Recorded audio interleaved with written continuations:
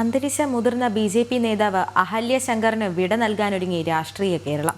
രാവിലെ 10 മണിക്ക് ബി.ജെ.പി. ജില്ലാ ഓഫീസായ മാരാർജി ഭവനിൽ ഭൗതികദേഹം പൊതുദർശനത്തിന് വയ്ക്കും. സംസ്കാരം ഇന്ന് ഉച്ചയ്ക്ക് 12 മണിക്ക് ഹിൽ ശ്മശാനത്തിൽ നടക്കും. വിവരങ്ങളുമായി അനഘ ചേരുന്നു. അനഘ, കൂടുതൽ വിവരങ്ങൾ.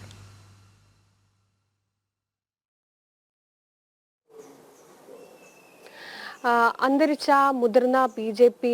നേതാവായിട്ടുള്ള അഹല്യ ശങ്കറിന്റെ സംസ്കാര ചടങ്ങുകൾ ഇന്ന് ഉച്ചയ്ക്ക് 12 മണിക്ക് കോഴിക്കോട്ടെ വെസ്റ്റിലുള്ള മാവൂരിലുള്ള ഈ ശ്മശാനത്തിൽ നടക്കും. മാത്രമല്ല 10 മണിക്ക് ബി.ജെ.പി. ജില്ലാ ഓഫീസായ മാരാർജി ഭവനിൽ മൃതദേഹം പൊതുദർശനത്തിന് വെക്കും. അതിനുശേഷമായിരിക്കും സംസ്കാര ചടങ്ങുകളൊക്കെ തന്നെ നടക്കുക.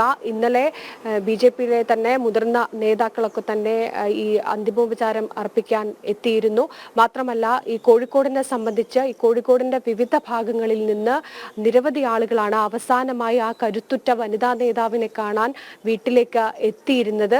നമുക്കറിയാം, ഈ ജനസംഘ കാലം മുതൽ തന്നെ സംഘപരിവാർ പ്രസ്ഥാനത്തോട് ഒപ്പം ചേർന്ന് നിന്ന് പ്രവർത്തിച്ച ധീരയായ വനിതാ നേതാവ് കൂടിയാണ് ഈ അഹല്യ ശങ്കർ.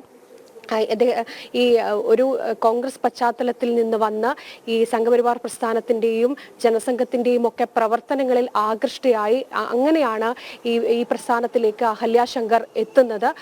മാത്രമല്ല, ഈ 1975 അടിയന്തരാവസ്ഥ കാലത്തൊക്കെ തന്നെ സർക്കാർ വിരുദ്ധ സമരം നയിക്കുന്നതിനും ഒളിപ്പോർ നയിക്കുന്നതിനും ഒളിവിൽ ഇരുന്നു കൊണ്ട് ഈ കുരുക്ഷേത്ര എന്ന് പറയുന്ന ഒരു ലഘുലേഖ അത് ജനങ്ങൾക്കിടയിലേക്ക് എത്തിക്കാനും ഒക്കെ തന്നെ വേണ്ടി പ്രവർത്തിച്ച ഒരു ധീരയായ വനിതാ നേതാവ് കൂടിയാണ്. ഈ ബി.ജെ.പി. ഈ ജനസംഘത്തിൽ നിന്നുകൊണ്ട് മത്സരിച്ച ആൾ കൂടിയാണ്. ഈ ബി.ജെ.പി.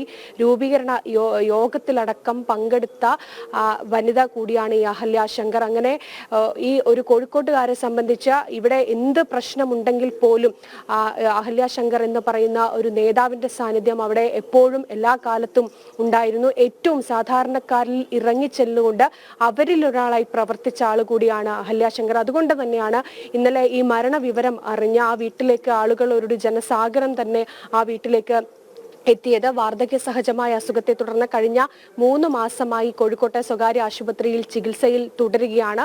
ഇന്നലെ രാവിലെയോടെയാണ് ഈ അസുഖം മൂർച്ഛിച്ചത്. അങ്ങനെ ഇന്നലെ ഉച്ചയോടുകൂടിയാണ് ഈ അന്ത്യം സംഭവിക്കുന്നത്. എന്തായാലും നമുക്ക് ഈ ഒരു പാർട്ടിയെ സംബന്ധിച്ചും ഈ കോഴിക്കോട്ടുകാരെ സംബന്ധിച്ചും ഒക്കെ തന്നെ ഏറ്റവും തീരാ നഷ്ടമാണ് ഇപ്പോൾ ഉണ്ടായിരിക്കുന്നത്. കൃഷ്ണരാജ്. ശരി, അഹല്യ ശങ്കറിന്റെ ഭൗതികദേഹം രാവിലെ 10 മണിക്ക് മാരാർജി ഭവനിൽ പൊതുദർശനത്തിന് വയ്ക്കും. തുടർന്ന് സംസ്കാരം ഉച്ചയ്ക്ക് 12 മണിക്ക് ഹിൽ ശ്മശാനത്തിൽ നടക്കും. വിവരങ്ങൾ നൽകുകയായിരുന്നു കോഴിക്കോട് നിന്നും അനഘ.